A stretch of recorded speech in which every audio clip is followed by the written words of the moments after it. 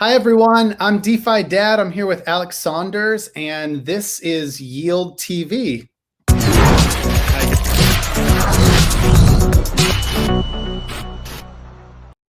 What do you think, man? Pretty impressive video, right? You feel like you're... Wow. Yeah, I wasn't expecting that. I was like, hi, and then just blown away with the intro. So I've got the other screen up as well, so I can keep an eye on the comments. But no, that was very cool. Right? It's funny because the controls auto mute your mic. So on day one, I thought that I was muted the whole first 30 seconds. And then I was like, man, I'm gonna really struggle at this. But I'm on day 6 of this, so hey, I'm a pro. But Alex, thank you for joining me. So I'll let you introduce yourself, but just very quickly, Alex is a really well-known crypto YouTuber, but I think part of the reason I've admired his journey is he's been one of the few who's actually covered Ethereum and DeFi in depth. I think that over the last few years, it was easy to just hop on the Bitcoin maxi train. And while I still think Bitcoin's a very important narrative to follow, I really appreciate the pivot that you had made to really highlight everything happening in our community. So thank you for that. But yeah, anyways, Alex, how you doing? I'm really good, mate. And yeah, well done on everything you've achieved as well. I guess the pressure's not on to make these tutorials like I used to so much, because there's a lot of other people doing great jobs at it now, and there's so much to cover as well. So no, you've done really well and become part of the Ethereum community too. So it's great. I appreciate that. And also, if you didn't realize it, Alex has a Gitcoin grant as well. So Gitcoin grants is through October 2nd. Go to gitcoin.co, and if you look through, I'm trying to remember what is it called, Alex? The section. Ours is the monthly Ethereum update. I think, is there a grants tab on the Gitcoin page? We might bring it up later, but no, that's the coolest. There's plenty of great grants, and I think because a lot of them, like yours, is community driven, some of the matching is insane. Like, you donate one DAI and it gets matched with 100 from the treasury. It's awesome. Yeah, it's really Gitcoin grants. If you're not familiar with it, for anyone watching, the idea is that you can donate your money to any one of the, there's probably close to 1,000 of them now, but these are normally open source software teams, or they're teams that are related to their future success. So I would say, for me and Alex, it's about covering all the stories in the space and trying to bring to life all these narratives so people are participating in these communities. But if you go there, if you donate let's say one DAI, if we go back to mine there a sec, where'd it go? Even if you donate one DAI, right now it's matching at 212 DAI. Oh, wow. And it's an algorithm, so it is based on how many people have contributed, and so it tries to, the goal is to come up with a way to recognize what the community's supporting. But anyways, make sure you go on there, and if you look up Nugget News, or I think it's also under your name, Alex, they should be able to find you. That's insane. Well done. You've got $15,000. And these are the things that it makes possible, like these grassroots sort of movements. And I think one problem that I noticed, and it's been hard over in Australia as well over the years, is that the Ethereum developer community, they're all really tight knit, but sometimes it's kind of people like myself that weren't in that circle and on the other side of the world. It was really hard to become part of that, or even reach out to some of these guys, even though we've been making Ethereum content for free for years. And I think just in the past few months, we've kind of started to hopefully bridge that gap. And I think we got $1,000 so far this grant, and that's a big step up for us. So yeah, I'd love to get more money, and all the money. We just hired another junior researcher, for example. So it's great. Oh, wow. Oh, that's exciting. I think the thing with Gitcoin grants, the secret that isn't a secret is you list yourself, and if you make promises and then you keep delivering on those and keep highlighting it, and you do a little bit of begging, just a tiny bit, it does require us to obviously to put it out there. But yeah, I've been amazed. It's been about a year, and I think I got 1,000 the first time I did it, and I was just like, this is awesome. I like, thank you. Like what this will help to pay for something. But anyways, Alex, is this the first time you have done a Gitcoin grant? We've done one for, I think this is our fourth month. So like I said, we only got a couple of $100 the first time around. That's up to $1,000 now. We've been doing monthly Ethereum episodes for coming up to a year now. Wow. But doing Ethereum, I think we were the first people to do a make a CPD tutorial like 2 or 3 years ago. So we've been doing that stuff for free for years anyway. Yeah. That's awesome. Yeah. Well, we are going to go right into the interview today. I was going to just mention, in terms of recent news, which I think Alex and I will just end up covering in the conversation anyways. 2 things popped out. In the last day, Nexus Mutual enabled shield mining. The idea is that a team like the Trustless Bitcoin team, or the Keep team that empowers the Trustless Bitcoin, or any team like, let's say, Balancer or Uniswap in the future, shield mining is the idea that they are paying those folks and incentivizing folks who can provide smart contract cover. They're incentivizing them to provide it for their platform, which is great because we need more DeFi insurance. We need more Nexus coverage to keep up with the pace of growth.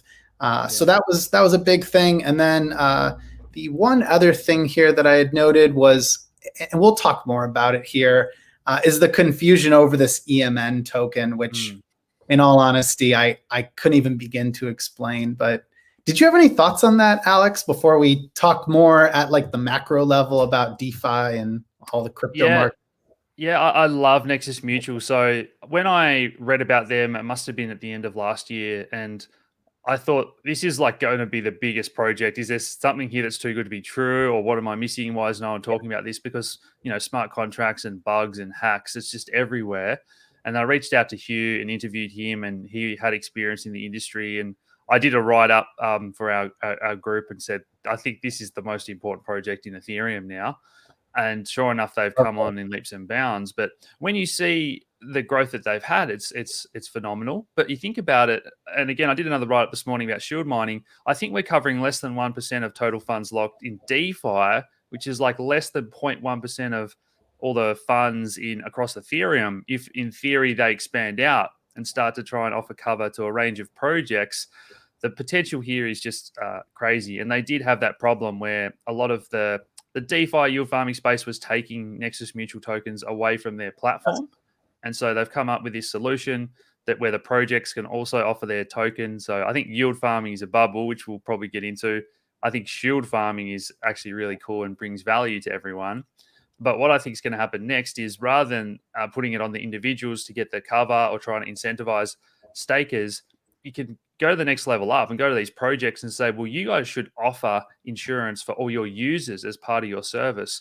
Or if you believe in your service, you should be insuring that and staking that yourself. So I think there's all sort of like bigger marriages that we'll see with that protocol. Yeah, I had a similar reaction when I first learned about it. I'm like, this feels like the thing that can propel us to grow. Because if we grow, we'll need more cover or protection against smart contract bugs, which is really like one of the number one risks and top criticisms of using a DeFi app.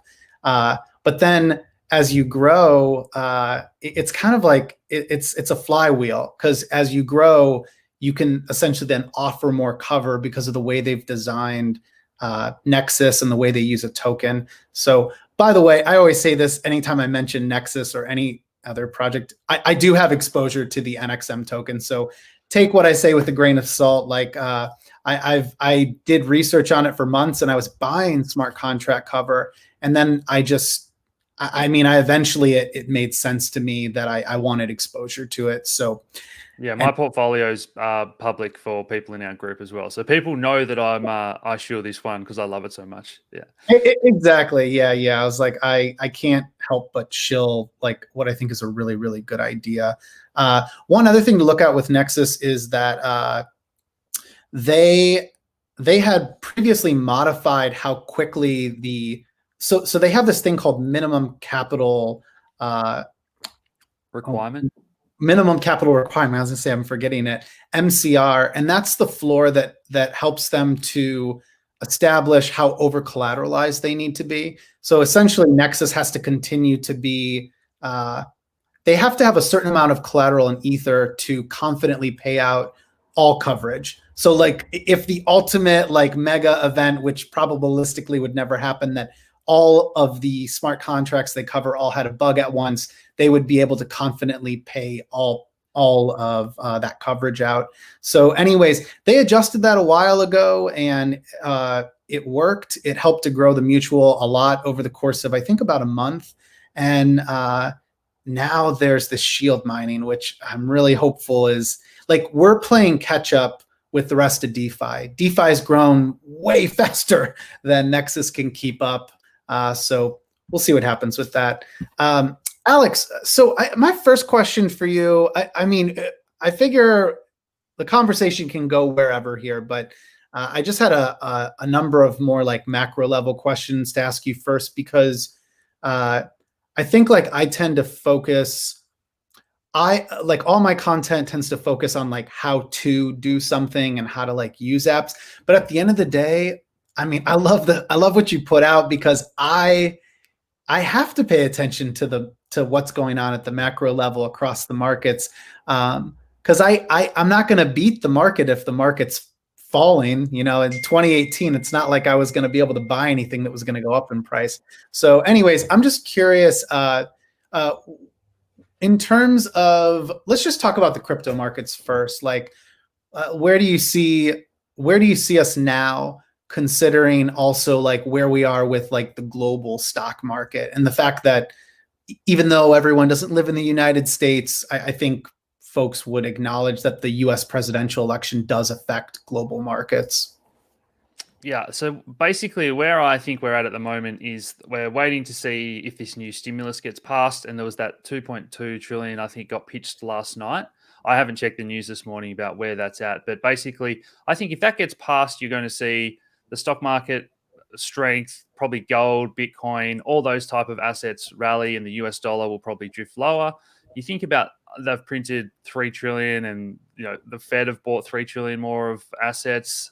You know, it's really diluting the US dollar M2 money supply in big percentages. I think it's like up to 35% now if this 2 trillion gets passed. Like that is a big dilution in your currency. Now other currencies have done that as well, but I think the US have done that to a pretty big degree, where the US dollar would weaken. I think that gives Bitcoin the green flag, and Ethereum to keep going on the sort of bull market that they were in, and they're currently having this correction.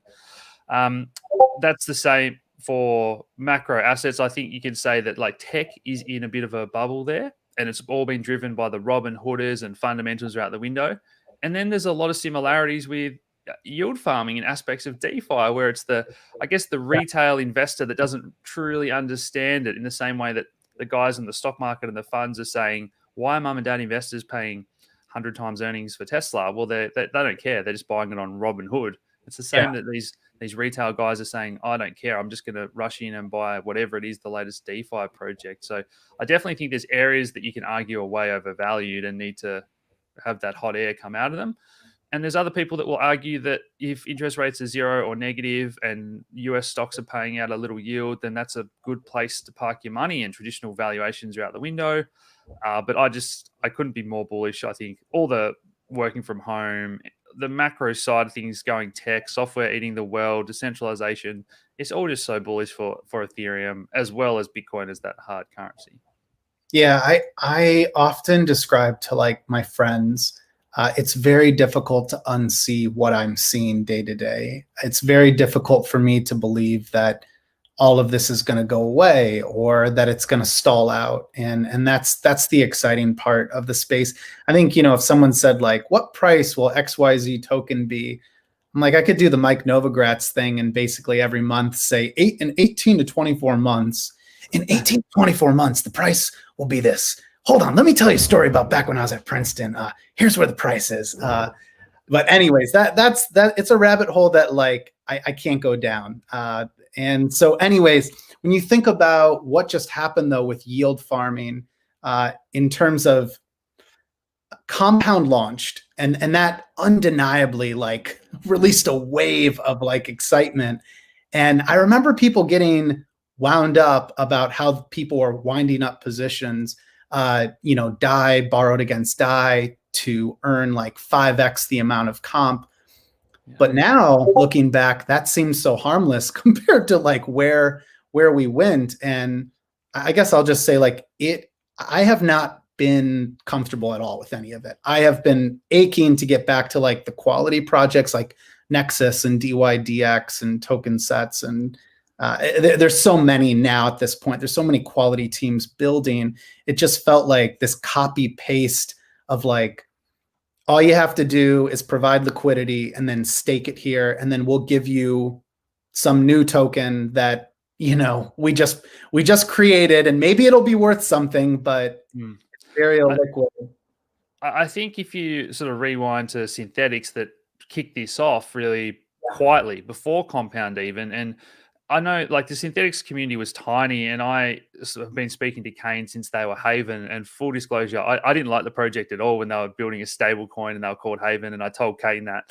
And then he did that presentation at EdCon in Sydney, and I was like, this is amazing, synthetic assets. And we went full ball into it there. And that's, you know how well that's gone since then. But I think that concept that they rotated to and pivoted, and Kane had a hard time even agreeing to this, was giving big rewards and diluting your token holders. And normally you'd say in crypto winter, when things are down 95%, hey guys, we're going to double the token supply. People would be like, what on earth are you doing? Why would we agree to that? And then all of a sudden you say, well, hold on. Yeah, that actually really worked. That brought people to the community. It was mainly the hodlers and the believers. So they didn't really care if they were going to get double the tokens. And that has been very successful, and other projects have now pivoted. And you look at whether it's Kyber, Lend and Aave, these projects that have updated their tokenomics, and the idea that every like project would have a currency that you would use for their platform, that was kind of like the 2017 pitch that just didn't play out. And now you've got things like staking, yield farming, DAOs. It's got a lot better in terms of how to make something attractive. And because those projects were so successful, the same as the ICOs, now you get all the junk that is like the copycat projects. And I didn't understand. I was like, why are people doing this Yams thing if Yams doesn't do anything yet? But then I think there was some interesting concepts. Like even Sushi, I did a write-up the morning before Chef Nomi dumped all these tokens and said, this is actually a really interesting concept, the whole VC battle versus 100% community owned. And if he hadn't, like at the time, I remember Chef Nomi was almost like Andre. Like the community really idolized him, and they thought he was the libertarian that was battling for the community to get all this these trading fees rather than the Uniswap VCs and early investors. And I kind of like that concept, even if you don't agree to it ethically. I think we're going to continue to see challenges, and we're going to have to find a middle ground about, well, what is going to stop everyone copycatting and cloning? And there's going to have to be some sort of community, and people are happy to pay some fee or level of service for the product they get, versus people just being able to copycat and the liquidity locusts that just go from A to B. So I think it's all very interesting, and we're going to learn from it and get better. Teams dumping we're going to have time locked contracts in future. So everything that goes wrong hopefully propels us further. Yeah, I think we like quickly learned why it's important for teams to vest with a token. And I did not pay much attention to Sushi at first. I actually was on a vacation. I hadn't been on a vacation in like a year. And everyone has this story right now. If you've been on a vacation for even a day in the last few months, you've got this story of like, yeah, well, I was gone, XYZ happened, and I'm kicking myself that I just didn't open up my computer. Well, Sushi launched, and by the time I came back, I was like, whoa, they have a lot of liquidity. And then I'm learning like, but wait, what? They've had folks provide liquidity on Uniswap, which actually was like really smart in terms of designing an incentive and then staking it. The thing that threw me off, and the thing I think is like a takeaway lesson from all of this, is that at the end of the day, if there is even an anonymous identity, people like want to believe that they're a part of something bigger. And people were very passionate about sushi, and actually they still are. I'm not really paying as close of attention, but I have paid more attention as a result of discovering that there's like a lot of great work going on there. Like they're really working to create utility in a very liquid DEX. So good for the team that's stuck with it. But that one person, I don't know him personally or her personally, but I do know that everyone, judges you based on those actions. And once that person actually, funny enough, used Zapper, they zapped into a pool with sushi, and I think it was all sushi. And then they're 50-50 Ether and sushi, and they zapped out with all Ether, essentially selling it all. For me, it was like, oh, like that was a bad decision. Like, why did you do that?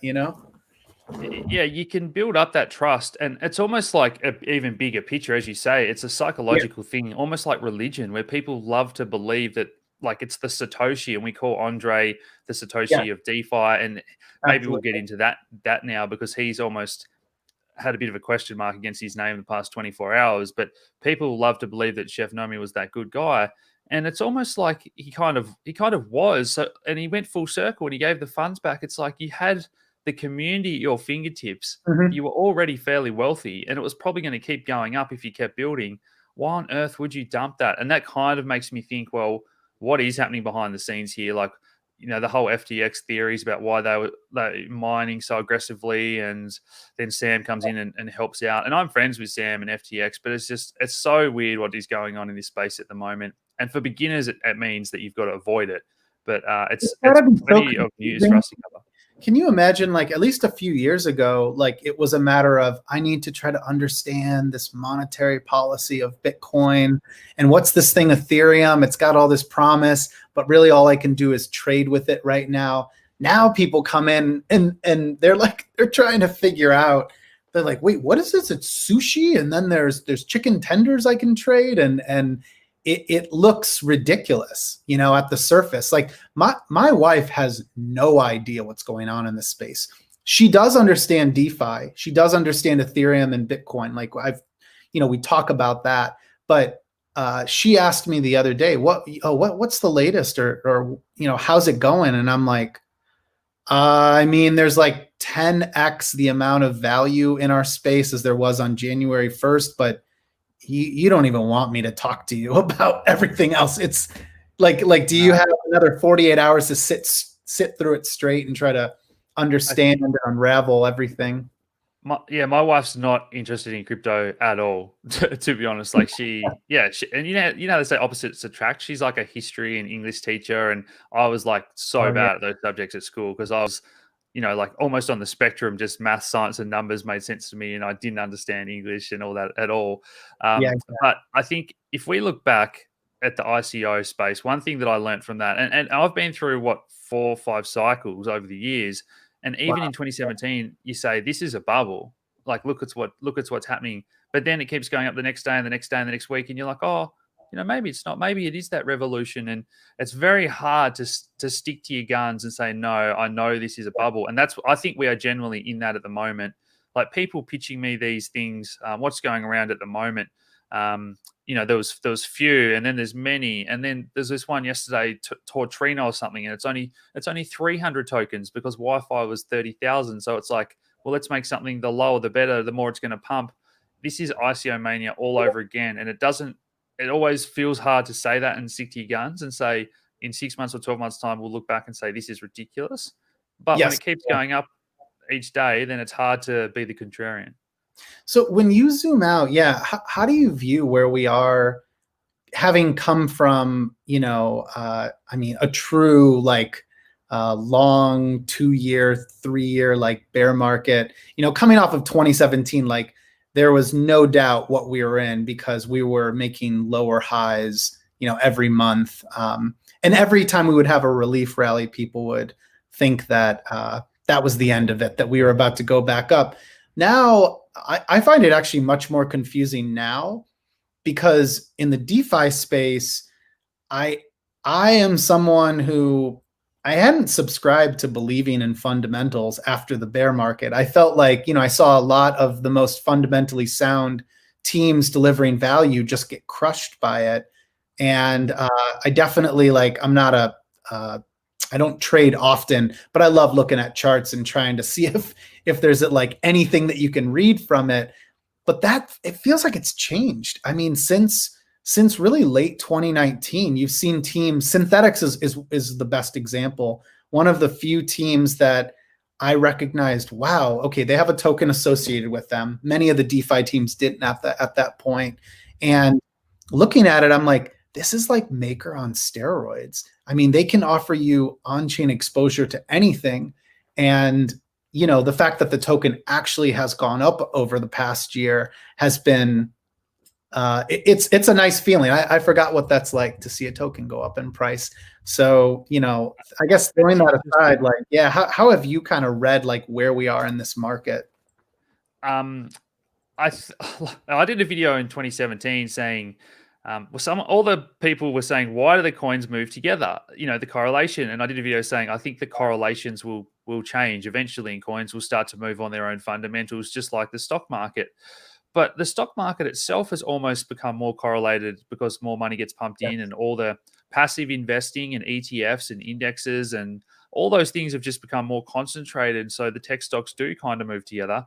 And the same in crypto land. Now, in the last cycle, majority of volume for all coins was on, let's say Binance and Bittrex versus Bitcoin. And that's why a lot of the pairs drag coins together. And we still have that in a lot of ways. And the ETH pairs and liquidity pools, I guess on ETH, you can argue that that's a reason why they're going to move together a lot of the time as well.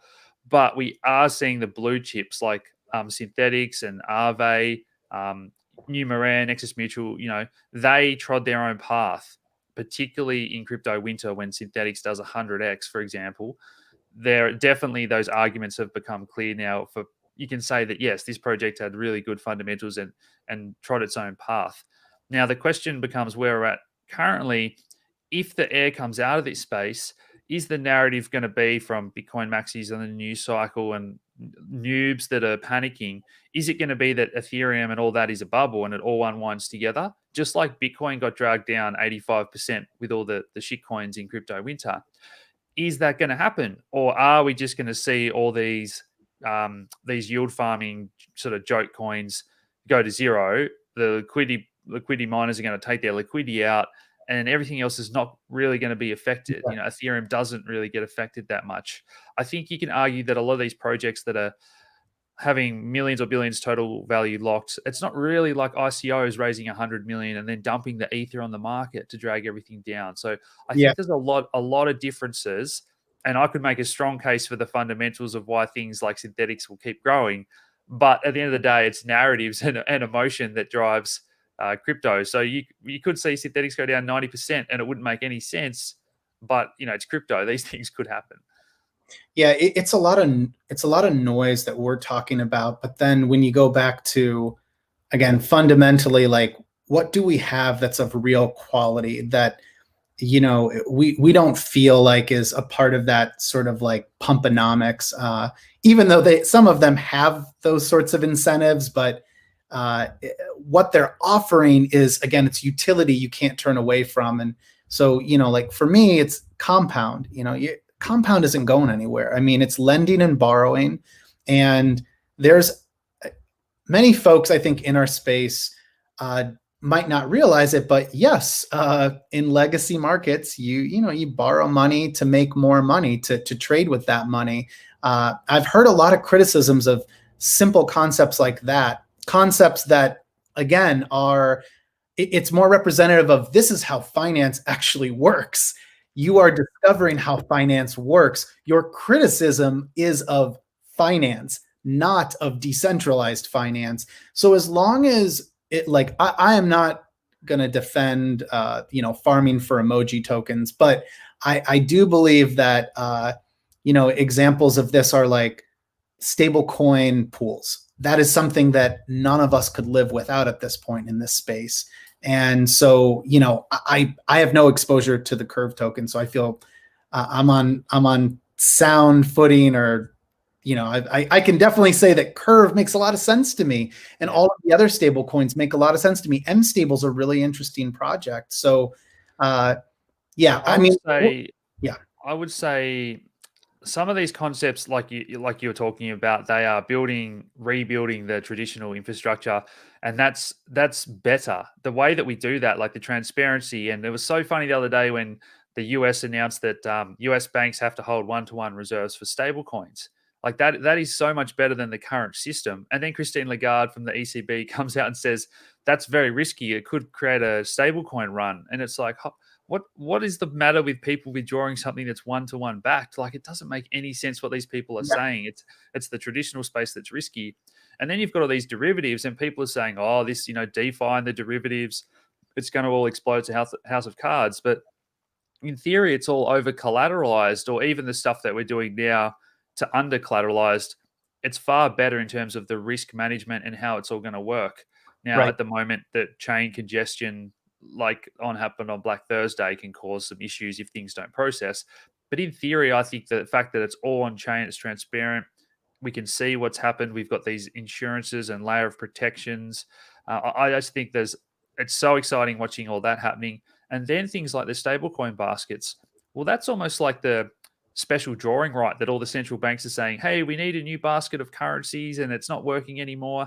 We're definitely doing things that we are surpassing what's possible in the traditional world at the same time as rebuilding and replacing all that other stuff. That's it. That's it, Alex. It's the fact that what is being created here is so much more innovative than what's available to me. I am living almost 100% bankless. Like I do have a bank account still. I have some like traditional assets without disclosing anything, but I would say 80% of my exposure right now is using crypto related tools and assets. And that's not a recommendation that others should take. I'm definitely far out there on the spectrum, but I love it. I mean, I feel totally in control of what I have, 100%. And like we've done these videos about be your own bank as well and how to do that. And initially it's telling people how you can hold Bitcoin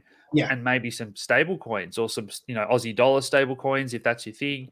But soon I think we're going to get to that point where you said you've got traditional assets. Well, you can sell your Apple stock and buy synthetic Apple on synthetics, or they've got synthetic oil contracts. I would love some of the projects I'm working with to have, imagine the synthetic oil contract, and then you can hedge that with Aussie dollars.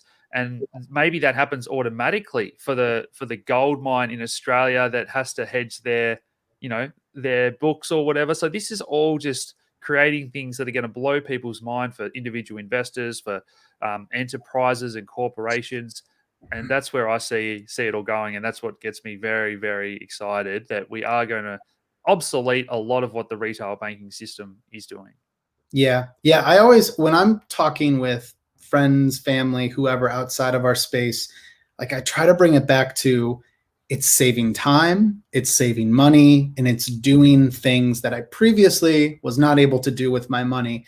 Like keeping it as simple as that versus me going down, the rabbit hole with them and trying to explain like, and then you take the liquidity and you stake it. What does stake mean? Well, it means you deposit it and you lock it up. I thought you said you could do whatever you want. You don't have to lock it up.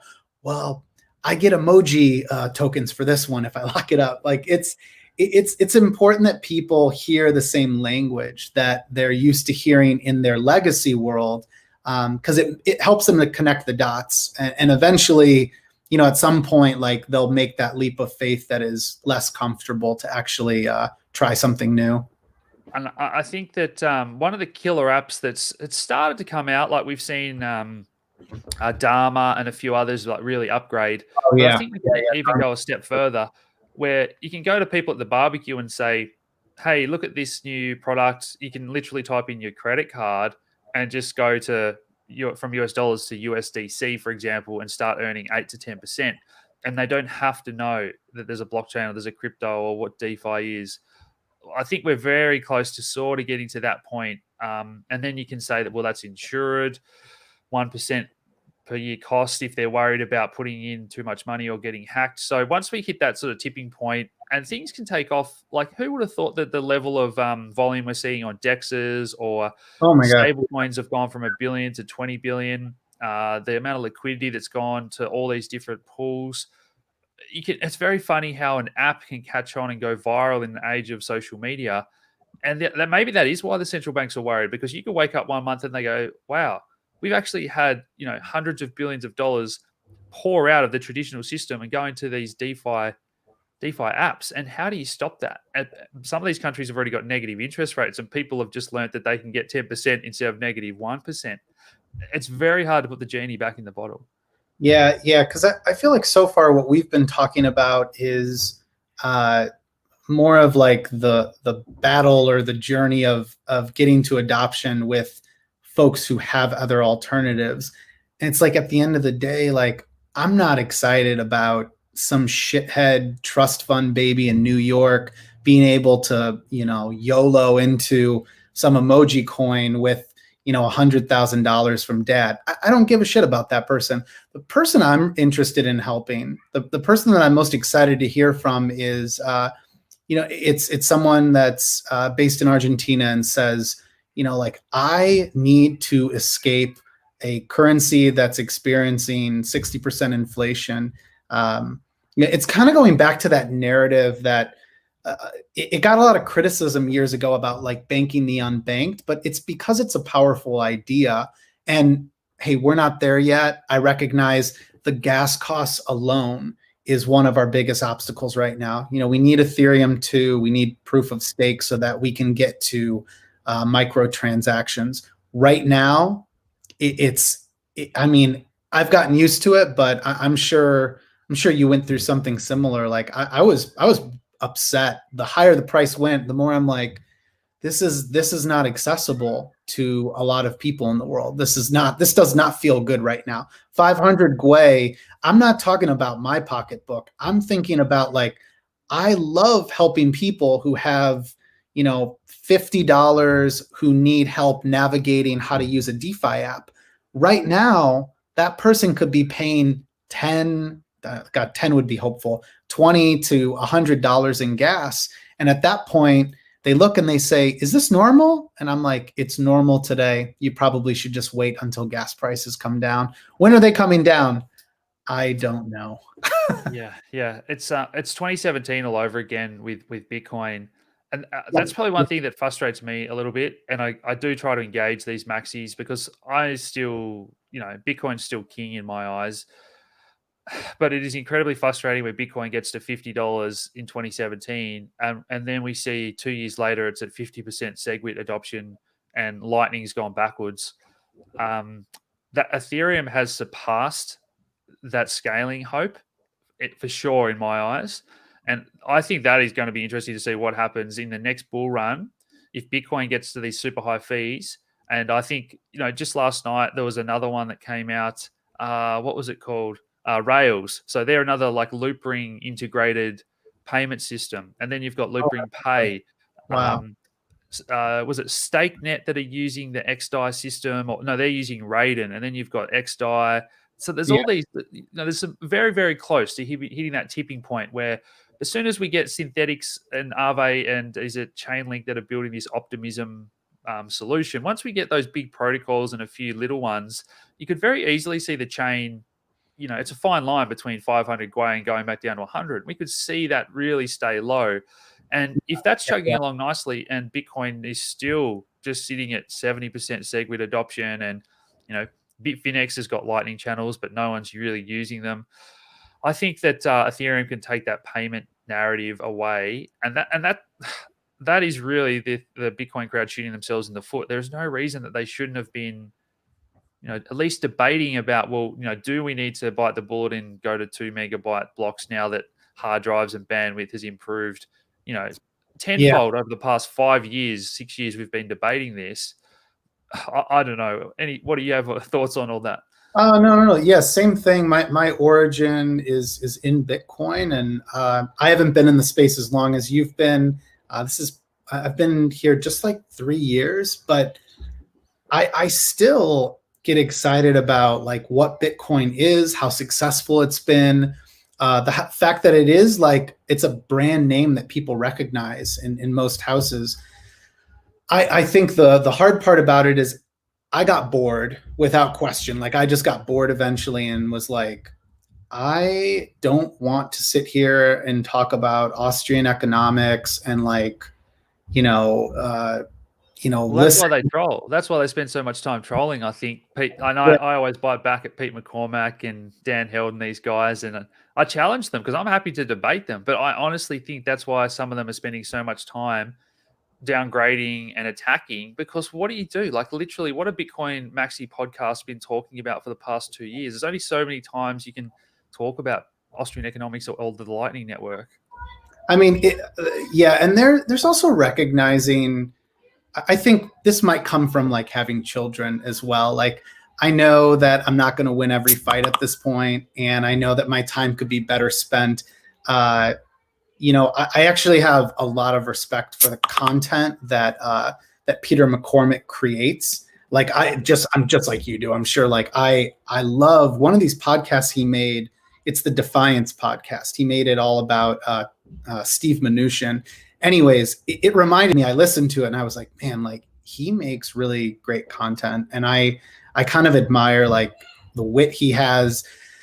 I also am like slightly frustrated most days, and I stopped reading his comments about Ethereum because I'm like, I mean, the guy knows nothing about it and he's very misinformed and it's fine. Again, like, I mean, his tribe is clearly the Bitcoin tribe. Someone probably could come after me and say I should be paying attention to DeFi on other chains. And I'll be frank right now, I keep thinking like there's just not that much activity, but I'm keeping an open mind that like I would love to explore that more in the future. So yeah, no, same sort of thing. I get, I couldn't even talk to Dan Held about it. I mean, he's got himself wound up in a bunch of bullshit ideas at this point. But Peter, I do admire the content he continues to produce. So good for you for doing that. It's very challenging to have those conversations. Also, too, I like to be liked. I like to, have a conversation with someone where I'm learning, but also where there's also going to clearly be respect as we're conversing. And so, I guess I've never been invited to talk with any of these folks, but I would probably want to learn from them too, to hear what they're thinking. Like, it's good to know, not, I don't mean to call them an enemy, but like, it's that idea of like, of really trying to know, why does someone disagree with me? And where does that come from? What ideas do they have? I guarantee there's something there I've got to learn from them still. And so 100%. I completely agree. And that's what probably frustrates me the most is that I do respect these guys a lot of the time and the content they create. And I'm always trying to kill them with kindness. Like I'm not there trolling them. I'm trying to say, why is that? And I'm happy for you to come on mine or for me to come on yours and talk about DeFi, because when they're only interviewing those guests and they don't hear anything outside it, they truly believe. And this is the classic case of Pomp for the past 2 years. He's been telling everyone that everything that's happening on Ethereum is, all that DeFi is going to come to Bitcoin. Yeah. And it's just not the case at all. And then more recently, he's had a few DeFi guests on. And I think it's just because there's not much to talk about. This space is blowing up and he knows that that's where the views are. But then he goes out and says, I've bought all this digital artwork and my fund's exposed to it now. And he's so hypocritical. And I've challenged him to come on. And again, I just don't know what these guys, if they're afraid of the tribe that follows them, like changing and telling them they were wrong. I think that's it. The difference in tribes, that's something we could really talk about. The difference in tribes is, and this is, I don't want to generalize across both spaces because I know many who break the mold on both sides here. I'm a silent Bitcoiner. Like I still find it interesting to a certain degree. I'm not what Bitcoin I've accumulated. I have no intent of selling anytime soon. But yeah, my heart is in the innovation behind Ethereum. I just think it's more interesting.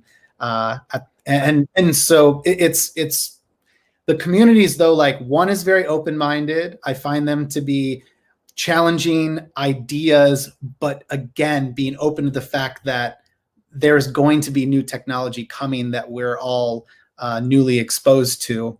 Versus in Bitcoin, I'm just like, guys, like, I mean, so like the last innovation that will ever happen just happens to be the one that you were there present for. It feels like like a religious type argument or something. You just happen to be in the right place at the right time, and the rest of us are what, It's it's almost like they've become the bankers, that it's my way or the highway, and it's become this exclusive club where you're not allowed to believe anything else. And back in the early days, it was like so inclusive. It was the opposite, and we encouraged experimentation.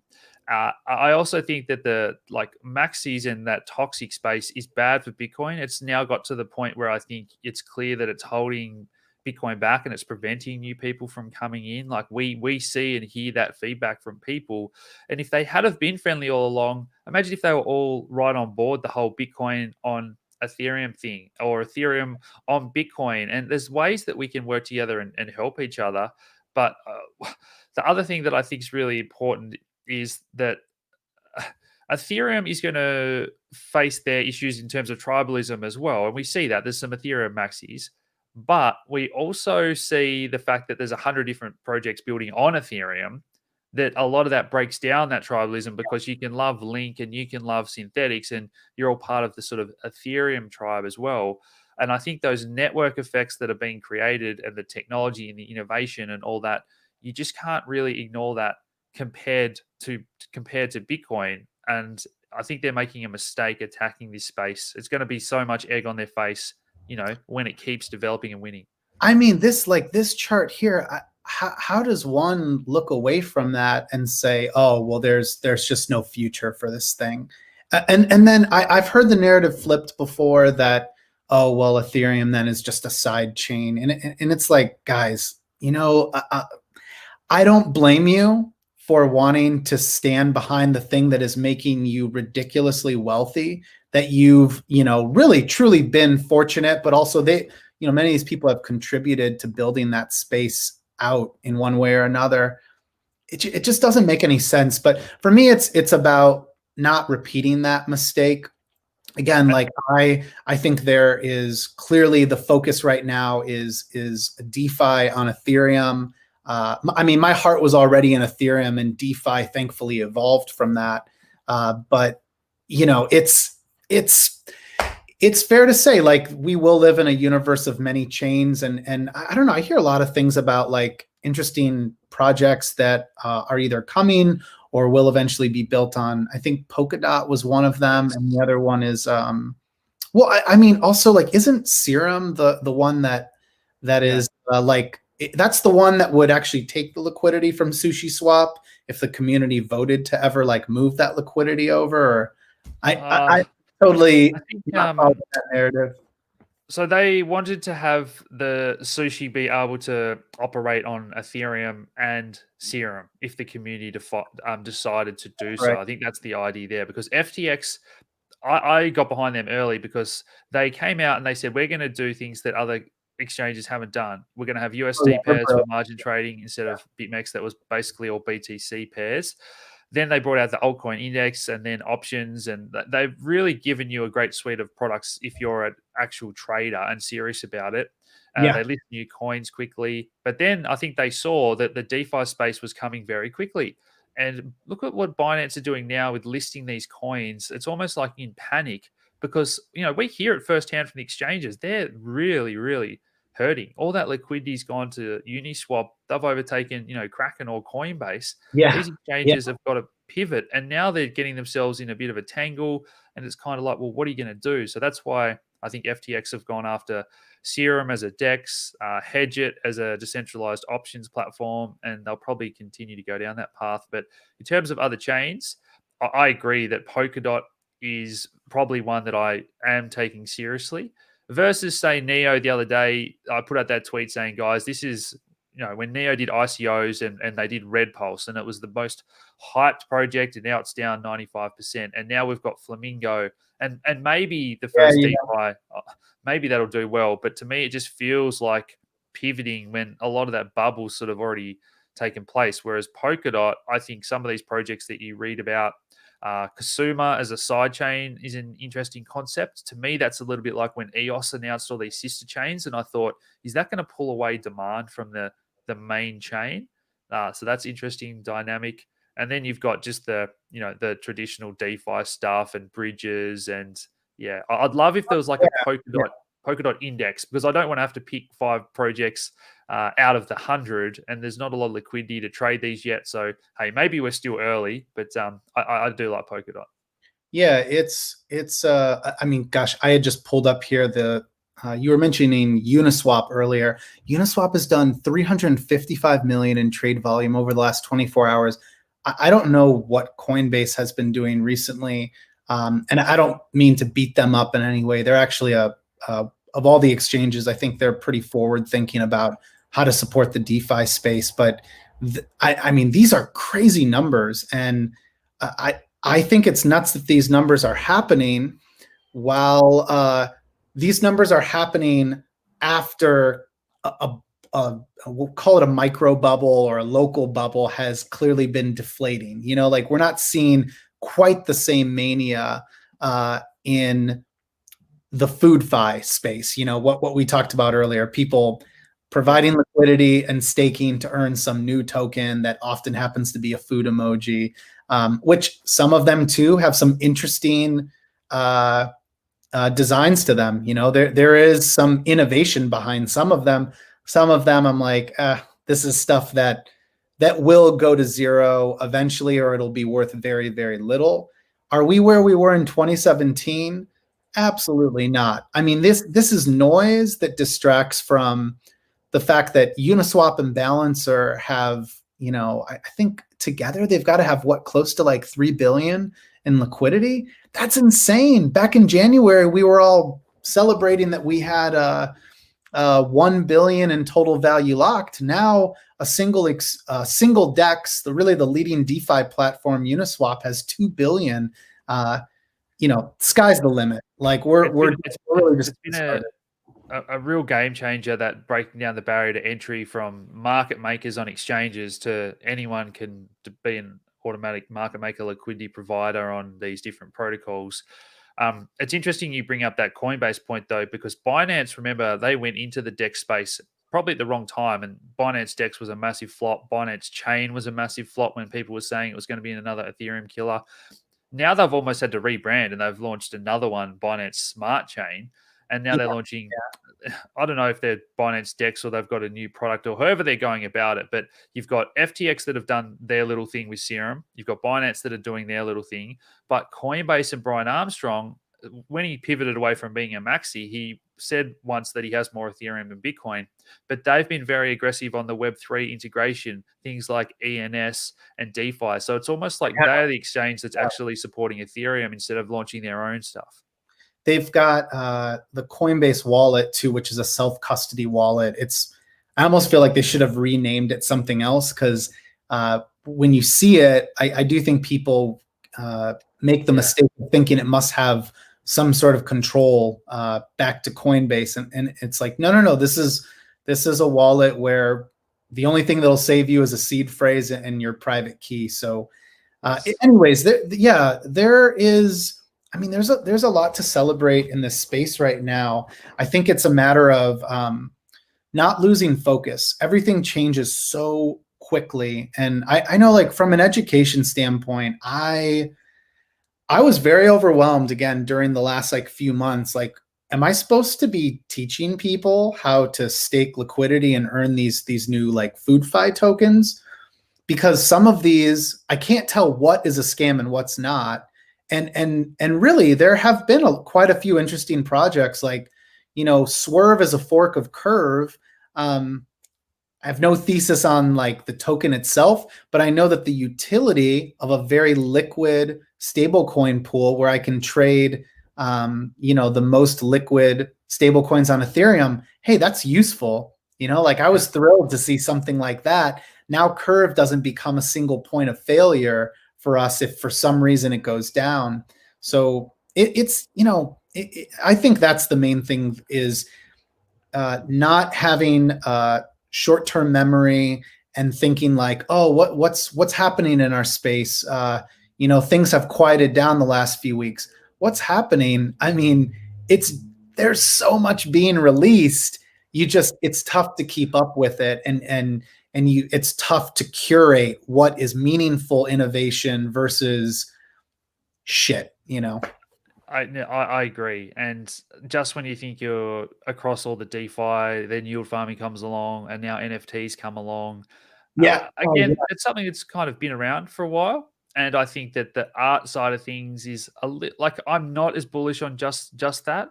I think that a little bit like in the real world, how the super wealthy look to park their wealth and diversify into cars or paintings. We're kind of seeing that where whales are splashing some big prices on a few of these initial NFTs. But I think that NFTs are so much more than artwork. You're going to see things like songs and rights, tickets for events, Yep. creating indexes, game like being able to go into competitions to play games. Yeah, NFTs are just so much bigger than the artwork that people are associating them with. Yeah, Andrew Steinwald is a awesome NFT expert. Like he's also like really into virtual reality. But anyways, Andrew writes a lot in. Well, I think it's his podcast is Zima Red, and I think he has a separate newsletter for this. But anyways, he's talked to me before about the fact that the world we live in is filled with stuff. Behind you, you have pictures of you and your wife. You've got books. Life is about stuff, and that stuff in many cases makes a home a home. If you're going to spend a lot of your time in a digital space, in a virtual reality in the future, which anyone who's ever bought a headset, buy the cheapest Oculus headset, and you will be amazed at just how real it feels, like the presence that you feel once you go into VR. Well, why wouldn't I want to be able to make the space that I spend time in VR, which I think like by the end of our lifetime, I'll probably be working more hours in VR than not in VR. And why would I not want digitally scarce items? So that at the end of the day is what NFTs are. And like the use cases we know are, they're really, I think, obvious use cases at this point. Like you said, art is really interesting. It's easy to appreciate because it's beautiful. It's something that can be resold. It's something that can only be sold unless it's authentic, which is why Peter McCormick was trolling everyone with like, oh, if you screenshot it, like he was making a joke or trolling people that he owns it. And it's like, well, you can't resell that. You would never be able to resell that for any value. And that is actually of all the things, even bringing it full circle to Pomp. I mean, God, I really would love to hear him just admit that Ethereum is dominant at this point, because he has exposure to art as a store of value, which is powered by Ethereum. You couldn't do any of that with Bitcoin. And I just don't understand what it's going to take for folks to realize, hey, I think I might have underestimated what's going on here. I think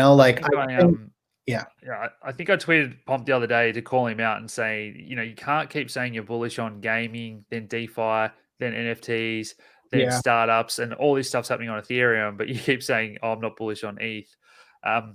Anything, like I'm a pharmacist by trade, and there's a problem in that industry about scripts, and you can make an NFT a script that has 5 repeats, and then you get around this problem of, oh, was it faxed to the doctor or to that pharmacy? Where's the paper copy? Anything that you scalp as the tickets, there's so many problems you can solve, and they don't need to be a security. They don't need to be an STO, but we can program in these properties. So I'm very bullish on NFTs. Yeah. Any Alex, any projects you think folks should be following in the NFT space? Like, I feel like the stuff that I've been following more closely is it's always been digital art. I participate in a Crypto Voxels meetup once a week with Token Smart, And then the meme, the token that kind of blew up as an airdrop, but then Jordan Leal, who's like a product genius, built this beautiful platform for staking a token and earning NFTs that are really clever memes of like, stuff that's like inside jokes in the crypto community. It's really, really clever. Those have been actually those two. And then I guess the other than like you could go down the rabbit hole of gaming. I haven't spent much time with like Rarible. I have used OpenSea, but man, Rarible, like just the volumes they've done, it looks insane. But I also understand there's been criticism that it's probably wash trading or the equivalent of whatever wash trading is.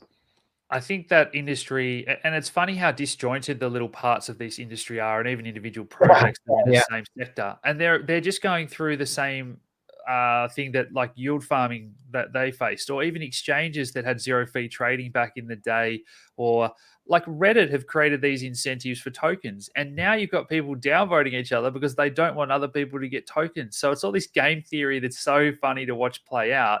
And I'm sure a lot of that volume is fake on Rarible, and they've got a proposal to change that to make it legitimate volume to do the rewards. So OpenSea, OpenBazaar got saved the other day, which is great to see. Again, they were too early. They were a platform and a marketplace that were ahead of their time. I just like Decentraland because I think people are pigeonholing it as gaming, but it's probably going to be way bigger than that. It's going to be virtual world for everything. I just like, I own some engines, some mana. There's a little one called Red Fox, which is about to come over to the Ethereum space. They've had their first sale of their NFTs the other day on Cogs, and it raised it's already trading at 6 or 10 times what they sold for these little collectibles. So I just think that, don't fall in love with one. We call it planting seeds. You're so early. If you pick 6 of the biggest 10 in this space that are the leaders, you're going to do really well. Yeah. And I mean, what's cool is like platforms like Synthetics.